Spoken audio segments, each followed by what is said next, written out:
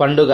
సాధారణంగా మనకు పండుగ అంటే గుర్తుకు వచ్చేది పిండి వంటలు, విందు వినోదాలు, బంధువులతో గడిపే అద్భుత క్షణాలు ఇలాంటివి ఉంటాయి. కానీ ఒక పండుగ ఇవే కాకుండా స్వాతంత్ర సమరానికి కావలసిన బలాన్ని, యూనిటీని భారతీయులకు అందించింది. ఆ పండుగే వినాయక చవితి. అలా ఆ పండుగ రూపురేఖలను మార్చింది లోకమాన్య బాల గంగాధర తిలక్.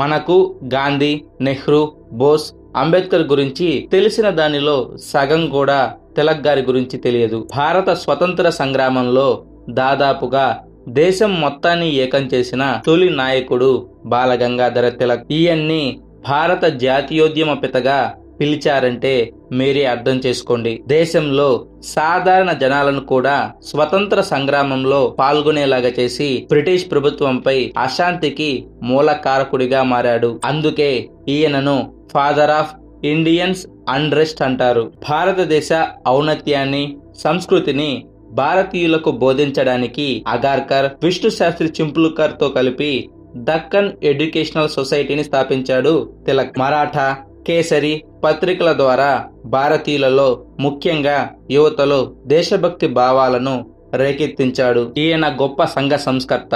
హిందువులలో ఉన్న ఎన్నో మూఢనమ్మకాలను అరికట్టడానికి కృషి చేశాడు. కులాల పరంగా విభజించబడిన హిందూ సమాజాన్ని హిందూ ధర్మం పేరుతో ఏకం చేసిన తొలి వ్యక్తి తిలక్నే. అతని తర్వాత అంతటి ప్రభావాన్ని హిందూ సమాజంపై చూపించగలిగిన వ్యక్తి వీడి సావర్కర్ మాత్రమే. ఈయన గురించి ఎంత చెప్పినా అంత తక్కువే. తిలక్ గారు ఎంతటి గొప్ప వ్యక్తి అంటే ఒక పండుగ ద్వారా కుల, మత, వర్గ, వర్ణ భేదాలతో కొట్టుకు చస్తున్న భారతీయులందరినీ ఏకం చేశాడు. అందరి పండుగగా వినాయక చవితిని మార్చాడు. వినాయక చవితి పండుగ దేశ స్వాతంత్ర కాంక్షను జనాల్లో ఎలా రగిల్చిందో ఇప్పుడు తెలుసుకుందాం. అది 1893.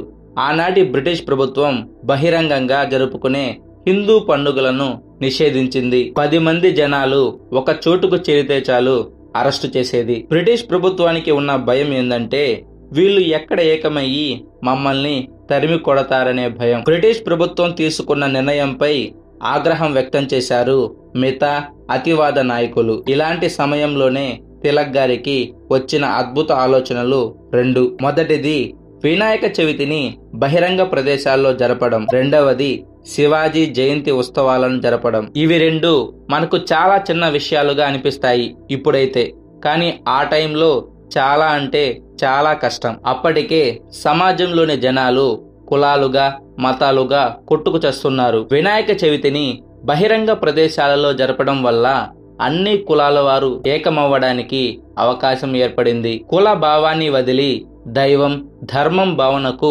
ఏకమయ్యారు హిందువులు. వీరు చేసే కార్యక్రమాలు చూసి వారికి కావలసిన వస్తువులు, పనులను ముస్లింలు అందించారు. ఇలా అందరూ ఒకే చోటుకు చేరగలిగారు. ఇక్కడే తిలక్ గారు విజయం సాధించారు. అంతేకాకుండా శివాజీ జయంతి ఉత్సవాలు హిందూ ముస్లింల యూనిటీకి ఇంకాస్త సహాయం చేశాయి. ఎందుకంటే శివాజీ పరమత సహనం కలవాడు, ప్రతి మతాన్ని గౌరవించేవాడు, తన ఆస్థానంలోని ముస్లింలను తన సొంత సోదరులాగా చూసుకున్నాడు. కాబట్టి ఇలాంటి వ్యక్తిని మతం కారణంగా ఎవరూ వ్యతిరేకించలేరు కూడా. అప్పటి వరకు ఇంటిలోనే చేసుకునే వినాయక చవితి బహిరంగ ప్రదేశాలలో అట్టహాసంగా జరగడం ప్రారంభమైంది. ఉదయం వేళ పూజా కార్యక్రమాలు, ప్రసాదాలు, ఇతర కార్యక్రమాలు చేసుకునేవారు యువత. కానీ రాత్రి వేళ స్వాతంత్రం కోసం ఎలాంటి కార్యక్రమాలు నిర్వహించాలో చర్చించేవారు. విఘ్నాలు కలగకుండా దీవించమని వినాయకుడిని ప్రార్థించేవారు. ఇలా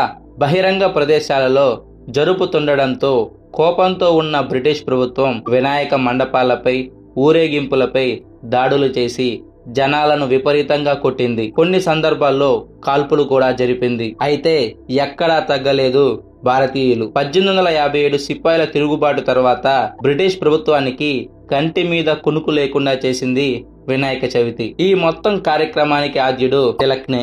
మీకు ఈ వీడియో నచ్చితే లైక్, షేర్, సబ్స్క్రైబ్ చేయండి. చాలా మంది ఇంట్రెస్ట్ చూపిస్తే తిలక్ గారి మీద ప్రత్యేక వీడియో చేయడానికి కూడా నేను ట్రై చేస్తాను.